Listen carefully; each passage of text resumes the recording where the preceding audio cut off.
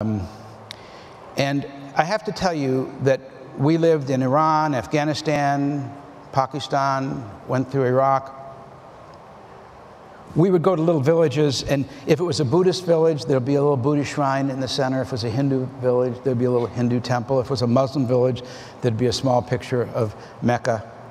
And not every time, but 3 out of 10 times, right next to that picture of Mecca, right next to that picture of Ram, right next to that picture of Buddha, there would be a picture of John F. Kennedy.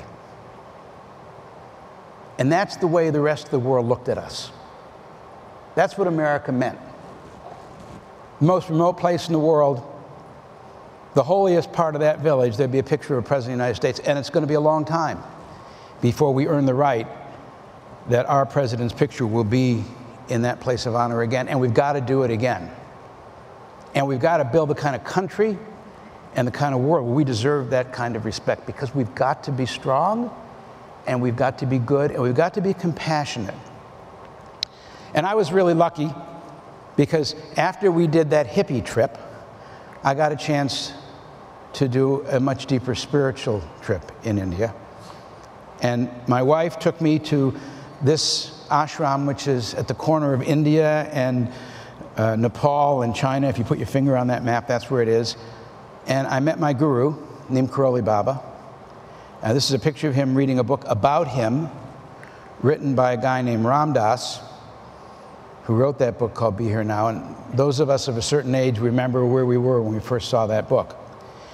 And I think the best way I can explain to you who Ram Dass is now today, he lives in Maui, is you should know how compassionate he is, because he has a puja table, and he has pictures of gods and goddesses and Buddha, and he has a picture of Donald Trump on his table, because he's trying to be compassionate to everybody, even people that credibly would not be considered his friend.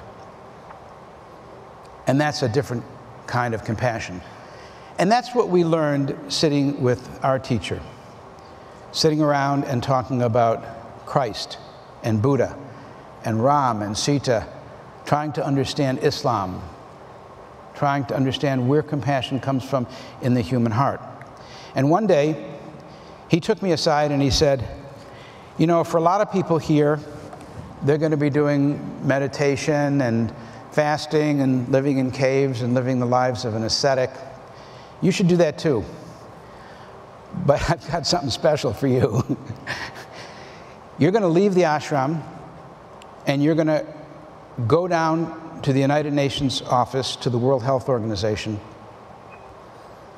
and you're going to help the work to eradicate smallpox, because this is God's gift to humanity, that this one form of suffering will be lifted from the shoulders of humanity.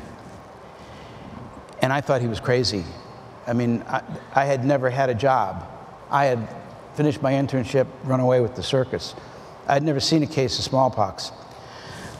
But after 17 trips down from the ashram to WHO, starting off with hair down to the middle of my back, wearing a big white dress right from the ashram, each time cutting my hair a little bit, and ultimately wearing a 3-piece suit, the conversion was complete, and I became a UN official.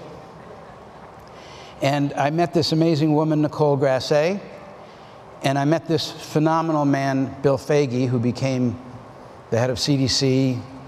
He became the head of the Carter Center, and he won the Presidential Medal of Honor. And the reason I'm going to tell you a little bit about him is because he created the strategy that we used to eradicate smallpox.